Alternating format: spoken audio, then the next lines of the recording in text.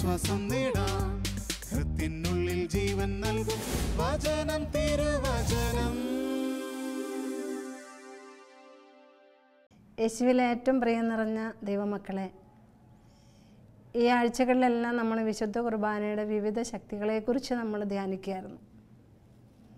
ഇന്ന് നമ്മൾ ധ്യാനിക്കുന്നത് വിശുദ്ധ കുർബാനയിൽ നമ്മുടെ ദാഹം ശമിപ്പിക്കുന്ന സ്നേഹത്തെക്കുറിച്ചാണ് ധ്യാനിക്കുന്നത്. യോഹന്നാൻ്റെ സുവിശേഷം 7-ാം അധ്യായം 37-ാം തിരുവചനം ഇങ്ങനെയാണ് പറയുക: തിരുനാളിൻ്റെ അവസാനത്തെ മഹാദിനത്തിൽ യേശു എഴുന്നേറ്റ് നിന്നു. ഈ എഴുന്നേറ്റ് നിൽക്കുന്നത് എന്തിനാ? സത്യത്തിൽ എന്തെങ്കിലും ഒരു പ്രധാന കാര്യം പറയുമ്പോഴാണ് എഴുന്നേറ്റ് നിൽക്കുക. അപ്പോൾ ഈശോയ്ക്കൊരു പ്രധാന കാര്യം പറയാൻ വേണ്ടിയിട്ടാണ് ഈശോ എഴുന്നേറ്റ് നിന്നത്. എന്നിട്ട് പറയുക, ശബ്ദമുയർത്തി പറഞ്ഞു. ശരിക്കും എല്ലാവരും കേൾക്കേണ്ട, ശ്രദ്ധിക്കേണ്ട കാര്യം വരുമ്പോഴാണ് നമ്മൾ ശബ്ദമുയർത്തി പറയും. അപ്പോൾ ഇതൊരു പ്രധാനപ്പെട്ട കാര്യമായതുകൊണ്ട് ഈശോ എഴുന്നേറ്റ് നിന്ന് ശബ്ദമുയർത്തി പറഞ്ഞു എന്നാണ് വചനം പറയുക. എന്നിട്ട് പറഞ്ഞ കാര്യത്തിൻ്റെ പ്രാധാന്യത്തെ ഇവിടെ വെളിപ്പെടുത്തുക. ആർക്കെങ്കിലും ദാഹിക്കുന്നെങ്കിൽ അവൻ എൻ്റെ അടുക്കൽ വന്ന് കുടിക്കട്ടെ. ആർക്കെങ്കിലും ദാഹമുണ്ടെങ്കിൽ, അപ്പോൾ ലോകത്തിലെ എല്ലാ മനുഷ്യരുടെയും ദാഹത്തിനാണ് ഈശോ, ദാഹം ശമിപ്പിക്കാനാണ് ഈശോ വന്നത്. അതുകൊണ്ട് ആർക്കെങ്കിലും എന്ന് പറയുക, ഒരാൾക്കോ രണ്ടാൾക്കോ ഒരു സമൂഹത്തിനുമല്ല. എന്നിൽ വിശ്വസിക്കുന്നവൻ്റെ ഹൃദയത്തിൽ നിന്ന് വിശുദ്ധ ലിഖിതം പ്രസ്താവിക്കുന്നത് പോലെ ജീവജലത്തിൻ്റെ അരുവികൾ ഒഴുകും. അപ്പോൾ ഈശോയിൽ വിശ്വാസം വേണം.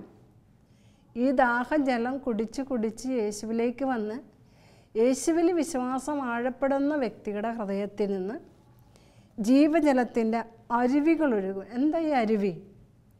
വചനം തുടർന്ന് പറയുകയാണ്, അവനിത് പറഞ്ഞത് തന്നിൽ വിശ്വസിക്കുന്നവർ സ്വീകരിക്കാനിരിക്കുന്ന ആത്മാവിനെ പറ്റിയാണ്, പരിശുദ്ധാത്മാവിൻ്റെ ഒഴുക്കിനെ പറ്റിയാണ് ഈശോയുടെ പറയുക. അപ്പോൾ നിങ്ങളിൽ ഈ പരിശുദ്ധാത്മാവിൻ്റെ ഒഴുക്ക് നടക്കണം. ജീവജലത്തിൻ്റെ അരുവിയായി നിലകൊള്ളുന്ന വിശുദ്ധ കുർബാന, ആരുടെയും ദാഹം ശമിപ്പിക്കുന്ന വിശുദ്ധ കുർബാന. നേരത്തെ നമ്മൾ കണ്ടു വിശപ്പ് മാറ്റുന്ന, അപ്പമായി തീരുന്ന വിശുദ്ധ കുർബാനയെക്കുറിച്ച്.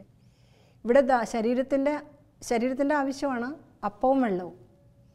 ഇവിടെ വെള്ളം വെറും വെള്ളമല്ല, ജീവജലം, ജീവൻ തരുന്ന ജലം. അത് ആത്മാവിനെക്കുറിച്ച്, പരിശുദ്ധാത്മാവിനെക്കുറിച്ച്. അതുകൊണ്ട് യേശയ്യായുടെ പുസ്തകം 44:3 വചനം ഇങ്ങനെ പറയുന്നു: വരണ്ട ഭൂമിയിൽ ജലം, ഉണങ്ങിയ നിലത്ത് അരുവി ഞാൻ ഒഴുക്കും. എന്താ ഈ വരണ്ട ഭൂമി? കഴിഞ്ഞ ആഴ്ചയിൽ ഞാനിങ്ങനെ പറഞ്ഞു വെച്ചു, ഒരു മനുഷ്യൻ തളർന്ന് വീണ് ജീവിതത്തിൽ ആത്മീയത നഷ്ടപ്പെട്ട് ഇങ്ങനെ സ്റ്റക്കായി വടിയായി പോയ അവസ്ഥ. ഈ അവസ്ഥ തന്നെയാണ് വരണ്ട ഭൂമി എന്ന് പറയുന്നത്. ആത്മീയ ജീവിതം ഇല്ലാതെ പാപത്തിൽ മുഴുകി, തിന്മയിൽ മുഴുകി, ആത്മീയത നഷ്ടപ്പെട്ട്, ജീവിതത്തിൻ്റെ ഒഴുക്ക് നഷ്ടപ്പെട്ട്, നന്മ നഷ്ടപ്പെട്ട അവസ്ഥ. അതുതന്നെ ഉണങ്ങിയ നിലം, ആ ആളായിരിക്കുന്ന അവസ്ഥയാണ്, അല്ല ആളായിരിക്കുന്ന കുടുംബത്തെയാണ്, അല്ലെ ആ വ്യക്തിയായിരിക്കുന്ന സമൂഹത്തെയാണ് ഇവിടെ ഉദ്ദേശിക്കുക. ഉണങ്ങിയ നിലത്ത് അരുവികൾ ഒഴുക്കും. വിശുദ്ധ കുർബാന ഒരു അരുവിയാണ്, ആത്മാവിൻ്റെ ഒഴുക്ക് നടക്കുന്ന അരുവി.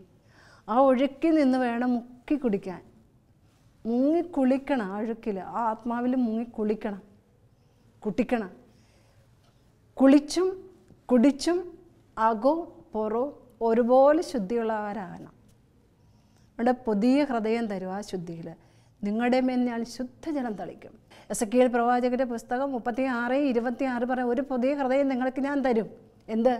ആത്മാവിനെ ജീവജലം ഒഴുക്കി കഴുകിക്കളയുമ്പോൾ, ശിലാഹൃദയം, പഴയ പാപമുള്ള അവസ്ഥയെ കഴുകിക്കളയുമ്പോൾ, ശുദ്ധീകരിച്ച് ചെയ്യുമ്പോൾ, ഹൃദയത്തിൻ്റെ ദാഹം, ഈ ശരീരത്തിൻ്റെ ദാഹം ശമിപ്പിച്ച്, തിന്മ കൊണ്ട് ശമിപ്പിച്ച് ആവേശം കൊണ്ട്, ആസക്തി കൊണ്ട് ശമിപ്പിച്ച്, എൻ്റെയും നിങ്ങളുടെയൊക്കെ ഹൃദയവും ശരീരവും മനസ്സൊക്കെ ഒരു ആയിട്ടുണ്ടെങ്കിൽ, കല്ല് പോലെ ആയിട്ടുണ്ടെങ്കിൽ, എന്ന് വെച്ചാൽ ദൈവികത നഷ്ടപ്പെട്ടിട്ടുണ്ടെങ്കിൽ, ഒരു പുതിയ ഹൃദയം തരും, പുതിയ ശരീരം തരും. അപ്പോൾ പുതിയ ശരീരമായി മാറും. പുതിയ ഹൃദയം തന്നിട്ട് എൻ്റെ ആത്മാവിനെ. അപ്പോൾ പുതിയ ഹൃദയത്തിൽ മാത്രമേ ആത്മാവിനെ നിവേശിപ്പിക്കാൻ പറ്റുള്ളൂ. കാരണം ആത്മാവ് ശുദ്ധമായതുകൊണ്ട്, തിന്മയില്ലാത്തതുകൊണ്ട്, തിന്മയുള്ള ഹൃദയത്തിൽ, ശരീരത്തിൽ, ആത്മാവിൽ പരിശുദ്ധാത്മാവിന് പ്രവേശിക്കാൻ പറ്റില്ല.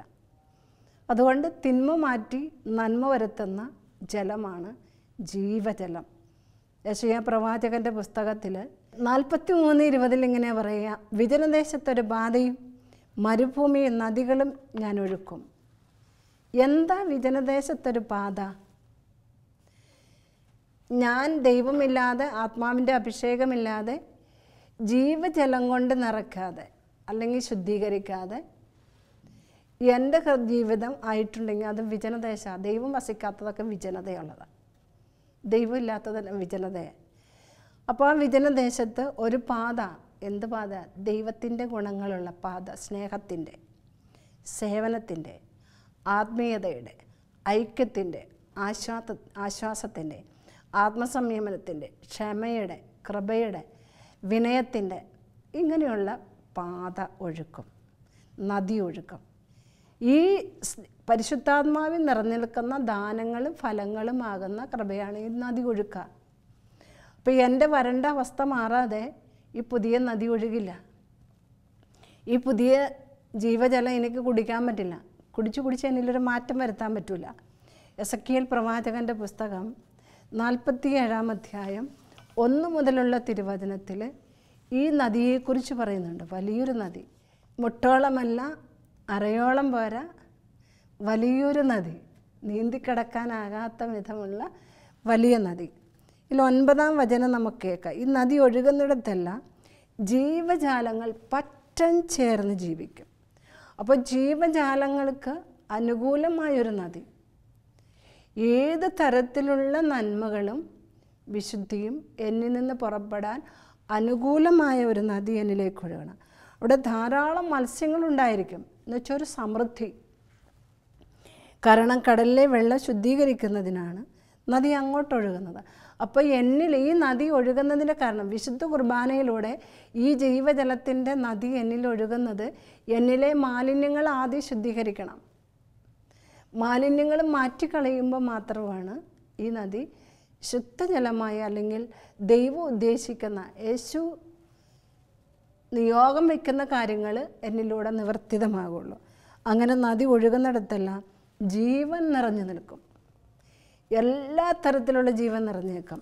വീണ്ടും തുടർന്ന് വചനം 12 വരുമ്പോൾ, നദിയുടെ ഇരുകരകളിലും എല്ലാത്തരം ഫലവൃക്ഷങ്ങളും വളരും, അവയുടെ ഇലകൾ വാടിക്കൊഴിയുകയോ ഫലം തരാതിരിക്കുകയോ ഇല്ല.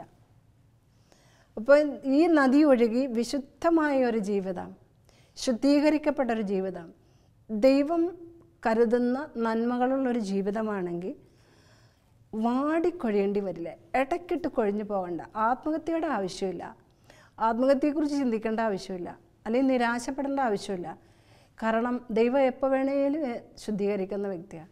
എപ്പോൾ വേണമെങ്കിലും ഈ ജലം നിറച്ച് ഹൃദയം മാറ്റി പുതിയൊരു ഹൃദയം തന്ന് ശക്തീകരിക്കുന്നൊരു ദൈവമാണ്. അതുകൊണ്ട് വിജന സ്ഥലത്തു നിന്ന് ഈ ജലം ഒഴുകുന്നതിനാൽ മാസം തോറും പുത്തൻ ഫലങ്ങൾ പുറപ്പെടുവിക്കും. പ്രിയപ്പെട്ടവരെ, മാസം തോറുമല്ല, ഓരോ ദിവസം തോറും, ഓരോ മണിക്കൂർ തോറും പുത്തൻ ഫലങ്ങൾ എന്ന് വെച്ചാൽ ദൈവിക നന്മകൾ പുറപ്പെടുവിക്കാൻ നമുക്ക് പറ്റും. ഈ ജീവജലം എന്നിലൂടെ, നമ്മിലൂടെ യേശു ഒഴുക്കിത്തരുന്ന പരിശുദ്ധാത്മാവാകുന്ന ജീവജലം നമ്മുടെ ആത്മാവിലേക്ക് നിറഞ്ഞ് നമ്മുടെ ജീവിത പ്രവർത്തനങ്ങളിലൂടെ, ചെയ്തികളിലൂടെ പുറത്തു പോകുമ്പോൾ അവയുടെ ഫലം ഭക്ഷണത്തിനും ഇലകൾ രോഗശമനത്തിനും ഇടയാകും. രോഗികളുടെ അടുത്ത് യേശു സൗഖ്യം കൊടുത്തു.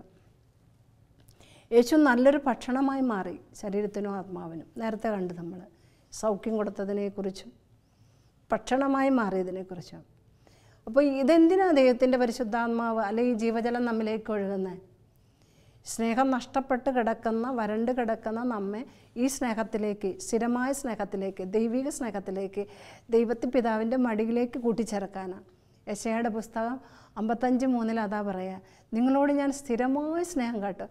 ഒരു ദിവസത്തേക്കല്ല, നല്ല കാലം ഉള്ളപ്പോഴല്ല, ഏത് തിന്മ വരുമ്പോഴും, ഏത് കുറവുള്ളപ്പോഴും, ഏത് പാപത്തിലായിരിക്കുമ്പോഴും, ഏത് രോഗത്തിലായിരിക്കുമ്പോഴും, മരണാസന്നമായിരിക്കുമ്പോഴും സ്ഥിരമായ മാറിപ്പോകാത്ത സ്നേഹം കാണി.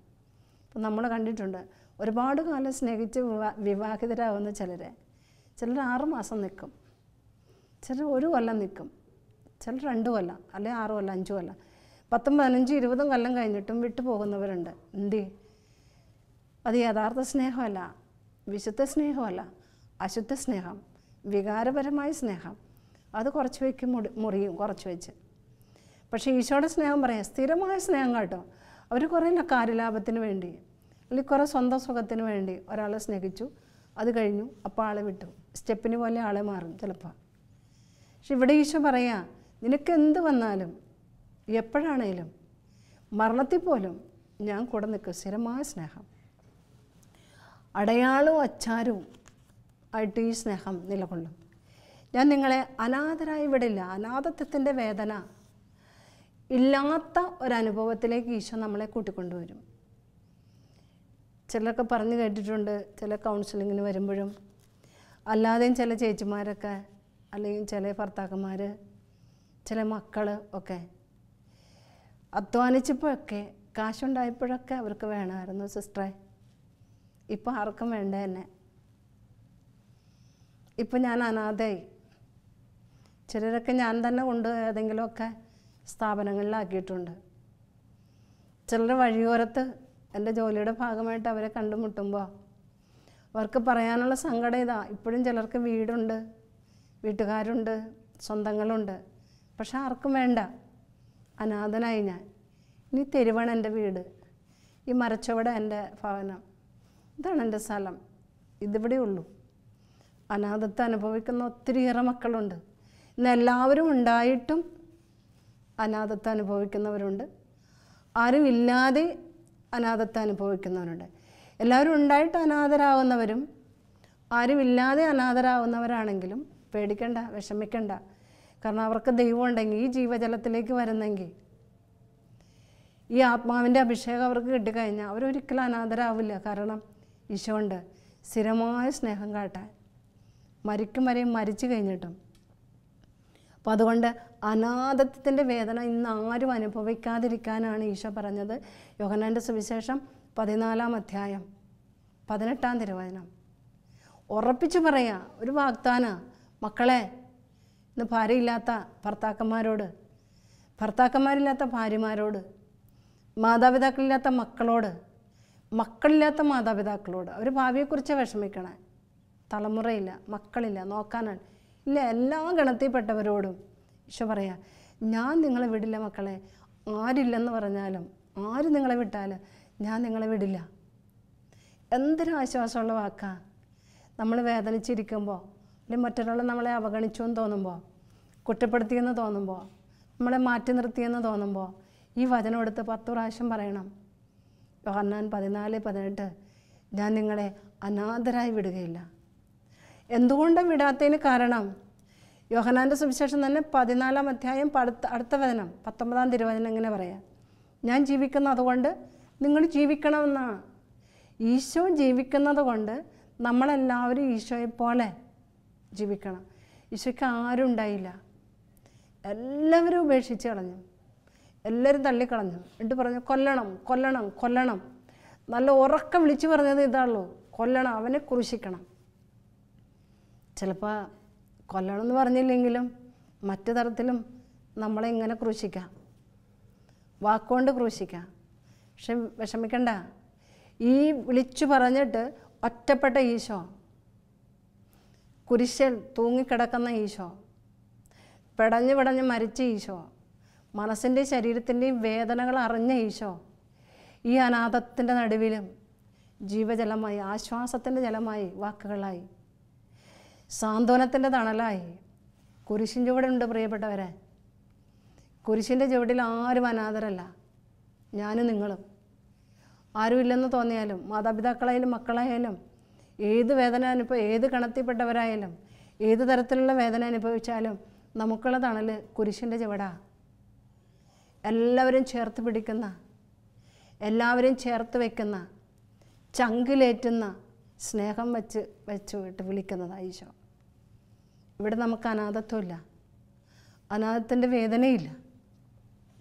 നിങ്ങൾ ദുഃഖിതരാകും. വീണ്ടും ഈശോ പറയുകയാണ്, മക്കളെ, യോഹന്നാൻ്റെ സുവിശേഷം 16:20 നിങ്ങൾക്ക് ദുഃഖമുണ്ടാകും, വേദന ഉണ്ടാകും, ലോകാതാ. കാരണം ഈശോയോട് അങ്ങനെ ചെയ്താൽ. എന്നാൽ നിങ്ങളുടെ ദുഃഖം സന്തോഷമായി മാറും. എല്ലാ ശിഷ്യന്മാരൊക്കെ ദുഃഖിച്ച് വിഷമിച്ചു.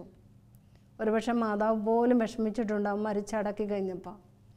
പക്ഷെ ഉത്ഥാനം ചെയ്തപ്പോൾ വലിയൊരു സന്തോഷത്തിൻ്റെ നിറവ് അവർക്കുണ്ടായി, അമ്മയ്ക്കുണ്ടായി. അമ്മയോട് പറഞ്ഞ വാഗ്ദാനങ്ങളൊക്കെ നിറവേറിയത് ഈ ദുഃഖം സന്തോഷമായി മാറിക്കഴിഞ്ഞപ്പോഴാണ്. അതുപോലെ നമുക്കൊരു ഉയർപ്പുണ്ട് പ്രിയപ്പെട്ടവരെ. ഈ പാപത്തിൽ നിന്ന് മരിച്ചിട്ട് പരിശുദ്ധിയിലുള്ള ഉയർപ്പ്, അത് നമുക്ക് സന്തോഷം തന്നെതാണ്. തിന്മയിൽ മരിച്ചു കിടക്കുമ്പോൾ ആ തിന്മ മാറി നന്മ വന്നു കഴിയുമ്പോൾ, ദൈവീക നന്മ വന്നു കഴിയുമ്പോൾ, വിശുദ്ധി വന്നു കഴിയുമ്പോൾ ഒരു ഉയർപ്പാത്. ഇന്നത്തെ തകർച്ചയിൽ മരിച്ചു കിടക്കുക, ദുഃഖിച്ച് കിടക്കുക, സങ്കടപ്പെട്ട് കിടക്കുക. പക്ഷെ അതിൽ നിന്നൊരു ഉയർപ്പുണ്ട്. നാളെ അല്ലെങ്കിൽ ഇന്ന് അല്ലെങ്കിൽ നാളെ കഴിഞ്ഞ് അതിവിദൂരത്തല്ലാത്തതുപോലെ നമ്മുടെ ദുഃഖമൊക്കെ സന്തോഷമായി മാറും. അതാണ് ഈശോ വാഗ്ദാനം തന്നിട്ടുള്ളത്. വീണ്ടും തുടർന്ന് പറയുക, 33-ാമത്തെ വചനം നമ്മൾ മനസ്സിരുത്തി വായിക്കണം. ലോകത്തിൽ നിങ്ങൾക്ക് ഞെരുക്കങ്ങളുണ്ടാകും, ഇല്ലേ?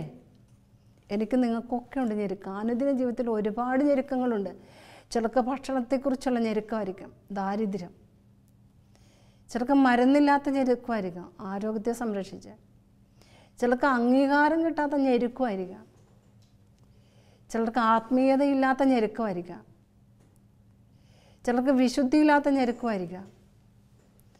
ഇങ്ങനെ വിവിധ തരത്തിലുള്ള ഞെരുക്കങ്ങൾ അനുഭവിക്കുന്നവരാണ് നമ്മളൊക്കെ. എങ്കിലും ധൈര്യമായിരിക്കുവേ. ഏത് തരത്തിലുള്ള ഞെരുക്കമാണെങ്കിലും നമ്മളാരും ഭയപ്പെടണ്ട. നമുക്ക് ഈ വാഗ്ദാനങ്ങൾ ഉള്ളിടത്തോളം കാലം നമ്മളാരും പേടിക്കണ്ട. ജീവിതത്തെക്കുറിച്ച് പടുത്തുയർത്താനുള്ള വാഗ്ദാനങ്ങൾ ഈശോ നമുക്ക് തന്നിരിക്കണേ. ഞാൻ ലോകത്തെ കീഴടക്കിയിരിക്കുന്നു. സഹനത്തെ, രോഗത്തെ, മരണത്തെ, ദാരിദ്ര്യത്തെ, പട്ടിണിയെ, തിന്മയെ, സാത്താനെ എല്ലാം കീഴടക്കിയിരിക്കുന്നു ഈശോ. അതുകൊണ്ട് പരിശുദ്ധാത്മാവ് ഒരു വ്യക്തിയുടെ ഉള്ളിലേക്ക്, ജീവജനം ഒരു വ്യക്തിയുടെ ഉള്ളിലേക്ക് വന്നു കഴിയുമ്പോൾ ഈ വ്യക്തിക്ക് ഇതിനെല്ലാം കീഴടക്കാനുള്ളൊരു ശക്തി തരും ദൈവം. Praise the Lord, hallelujah. അതുകൊണ്ടാണ് നിയമാവർത്തന പുസ്തകം 28-ാം അധ്യായം 10-ാം തിരുവചനം പറയുന്നത്. നമുക്കിതിനെയൊക്കെ പേടിയാണ്. സഹനത്തെ പേടി, മരണത്തെ പേടി, രോഗത്തെ പേടി, എല്ലാം പേടി. സാത്താനെ പേടി, ഇരുട്ടിനെ പേടി, വെള്ളം പേടി, ചിലർക്ക് എല്ലാം പേടിയാണ്, ഭയമാണ്. നമ്മളാരും ഒന്നിനെയും ഭയപ്പെടണ്ട. വചനം നമ്മളെ ഇങ്ങനെ ഓർമ്മപ്പെടുത്തുന്നു. കർത്താവിൻ്റെ നാമം നിങ്ങൾ വഹിക്കുന്നത് കാണുമ്പോൾ ലോകത്തിലുള്ള സകലരും നിന്നെ ഭയപ്പെടും. ചിലർ പറഞ്ഞു കേട്ടിട്ടുണ്ട്, മൂർഖൻ പാമ്പ് പത്തി വിടർത്തി നിന്നാൽ ഇവർ ചെല്ലുമ്പോൾ പത്തിയൊക്കെ ഒതുക്കി അടിച്ചോ, ഞാൻ ചാവാൻ തയ്യാറാണെന്നുള്ള രീതിയിൽ കടന്നു കൊടുക്കും. ചിലരെ കാണുമ്പോൾ അതേ പാമ്പ് തന്നെ പത്തി വിടർത്തി ആടും. ഇതുപോലുള്ള ഒത്തിരിയേറെ അനുഭവങ്ങളുണ്ട് മൃഗത്തിൻ്റെ മുമ്പിലും. ചില മനുഷ്യരെ കാണുമ്പോൾ ചിലർക്ക് പേടിയാണ്. അവർ വാക്കുകൾ ഉപയോഗിക്കുമ്പോൾ പേടിയോ എനിക്ക് എന്ന് പറയും. കർത്താവിൻ്റെ വചനം ഇങ്ങനെ പറയണോ, നീ ലോകത്തിലുള്ള സകലരും നിന്നെ ഭയപ്പെടും. കാരണം കർത്താവിൻ്റെ നാമം വഹിക്കണം. ആത്മാവ് നമ്മുടെ ഉള്ളിൽ വേണം, പരിശുദ്ധാത്മാവ് നമ്മുടെ ഉള്ളിൽ വേണം, ജീവജലം നമ്മുടെ ഉള്ളിൽ വേണം. അകവും പുറവും ആത്മാവിനെ കൊണ്ട് നിറഞ്ഞു നിൽക്കുമ്പോൾ മറ്റൊരാൾക്കും നമ്മളെ കീഴ്പ്പെടുത്താൻ പറ്റില്ല, മറ്റൊരു ശക്തിക്കും നമ്മളെ കീഴ്പ്പെടുത്താനാകില്ല. വിശുദ്ധ കുർബാനയിൽ നിറഞ്ഞു നിൽക്കുന്ന ശക്തി നമ്മുടെ അനുദിന ജീവിതത്തിൽ ഇങ്ങനെ പ്രകടമായി കഴിയുമ്പോൾ പ്രിയപ്പെട്ടവരെ, ഒന്നിനും നമുക്ക് ഭയപ്പെടേണ്ട. ഒന്നും നമുക്ക് അന്യമല്ല, ഒന്നും നമ്മളെ ഭയപ്പെടുത്തില്ല. അതുകൊണ്ട് ഇനി ഒരിക്കലും അവർ രണ്ട് ജനതയല്ല, ഒറ്റ ജനതയായിരിക്കും. എന്നുവെച്ചാൽ ആത്മാവിലേക്ക്, ദൈവത്തിലേക്ക് വന്ന് ഒരുമ വരും, ഒരൈക്യം വരും, ഒരടുപ്പം വരും. എസെക്കിയേൽ പ്രവാചകൻ്റെ പുസ്തകം 37:22. അവരെ ഞാൻ രക്ഷിച്ച്, വീണ്ടും 37:23 അവസാനത്തിലേക്ക് വരുമ്പോൾ പറയണം ഇങ്ങനെ, അവരെ ഞാൻ രക്ഷിച്ച് നിർമ്മലരാക്കും, അങ്ങനെ അവർ എൻ്റെ ജനവും ഞാൻ അവരുടെ ദൈവവുമായിരിക്കും. അവരെ ഞാൻ അനുഗ്രഹിക്കും, അവരെ ഞാൻ വർദ്ധിപ്പിക്കും. ഈ ആത്മാവ് നിറഞ്ഞു നിൽക്കുന്ന വ്യക്തി അനുഗ്രഹിക്കപ്പെട്ട വ്യക്തിയായിരിക്കും. അവിടെ നിന്ന് നിങ്ങളെ സ്നേഹിക്കുകയും നിങ്ങളെ അനുഗ്രഹിക്കുകയും വർദ്ധിപ്പിക്കുകയും ചെയ്യും. നിയമാവർത്തന പുസ്തകം 7:13. പ്രിയപ്പെട്ടവരെ, വീണ്ടും തുറന്നു പറയാം, 14-ാമത്തെ വചനത്തിലെ മറ്റെല്ലാ ജനതകളെക്കാൾ അവർ അനുഗ്രഹീതരായിരിക്കും. ഒരു വ്യത്യസ്തതയുണ്ടാവും ആത്മീയതയുടെ. ഒരു നല്ല ദേശത്തേക്ക്, ദൈവത്തിൻ്റെ ഹൃദയത്തിലേക്ക്, പിതാവിൻ്റെ മടിയിലേക്ക്, അപ്പൻ്റെ മടിയിലേക്ക് മക്കൾ ചേർന്നിരിക്കുക. നല്ല ദേശത്ത് ദൈവമായ കർത്താവ് നിങ്ങളെ കൊണ്ടുവന്നിരിക്കുന്നു. നമുക്ക് ഈ വിശുദ്ധ കുർബാന നല്ല ദേശത്തേക്ക് പോകാനുള്ള വലിയ ഒരു അനുഗ്രഹമാണ്. നല്ല ദേശത്തെത്താനുള്ള ഒരു വലിയ അടയാളമാണ്. അതുകൊണ്ട് പ്രിയപ്പെട്ടവരെ, ഈ നല്ല ദേശത്തെ പ്രതി നന്ദി പറയണമെന്നാണ് പറയണേ. 8-ാം അധ്യായം നിയമാവർത്തനം 8:10 വരുമ്പോൾ, നിങ്ങൾക്ക് നൽകിയിരിക്കുന്ന നല്ല ദേശത്തെ പ്രതി, ഈ അനുഗ്രഹത്തെ പ്രതി, ആത്മാഭിഷേകത്തെ പ്രതി ദൈവമായ കർത്താവിനെ സ്തുതിക്കണം. ദൈവമായ കർത്താവിനെ പറ്റി മക്കളെ പഠിപ്പിക്കണം. വീടിനെ പ്രതി, നന്മയെ പ്രതി, ജീവിത പങ്കാളിയെ പ്രതി, കുടുംബത്തെ പ്രതി, മാതാപിതാക്കളെ പ്രതി, എല്ലാത്തിനെയും പ്രതി നമ്മൾ ദൈവത്തെ സ്തുതിക്കണം. സ്തുതിക്കാറുണ്ടോ? സ്തുതിക്കണം. എപ്പോഴും ദൈവത്തെ സ്തുതിക്കണം. കർത്താവിനെ മനം തുറന്ന് മഹത്വപ്പെടുത്തുവിനെന്നാണ് പ്രഭാഷകൻ്റെ പുസ്തകം 35:8.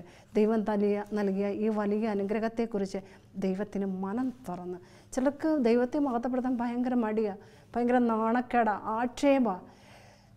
അല്ലാത്ത കാര്യങ്ങൾക്ക് ഒരാക്ഷേപവും ഇല്ല, മടിയില്ല, ഒന്നുമില്ല. ദൈവത്തെ മഹത്വപ്പെടുത്താൻ വരുമ്പോൾ ഭയങ്കര മടിയാണ്, ഭയങ്കര മന്ദതയാണ്, ഭയങ്കര മന്നിപ്പാണ്. അതുകൊണ്ട് ദൈവത്തെ മഹത്വപ്പെടുത്താം നമുക്ക്.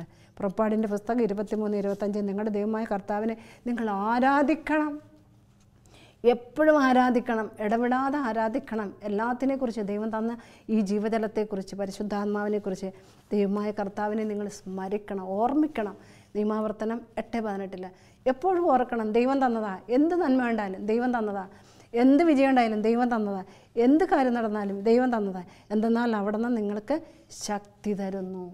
ദൈവം തരുന്ന ശക്തിയിൽ നിന്ന്, ആത്മാവ് തരുന്ന ശക്തിയിൽ നിന്ന് ഈ എല്ലാ അറിവ്, കഴിവ്, സമ്പത്ത്, സൗഭാഗ്യം, ആരോഗ്യം, മക്കളെല്ലാം ദൈവം തന്നതാണെങ്കിൽ മഹത്വപ്പെടുത്താൻ നമുക്ക്, ദൈവത്തെ ആരാധിക്കാൻ നമുക്ക് മനം തുറന്ന് മഹത്വം എന്നുവെച്ചാൽ ഒട്ടും പിശുക്കില്ലാതെ ദൈവത്തെ മഹത്വപ്പെടുത്തണം. മനസ്സ് തുറന്ന് ദൈവത്തെ മഹത്വപ്പെടുത്തണം, സ്വരം ഉയർത്തി ദൈവത്തെ മഹത്വപ്പെടുത്തണം.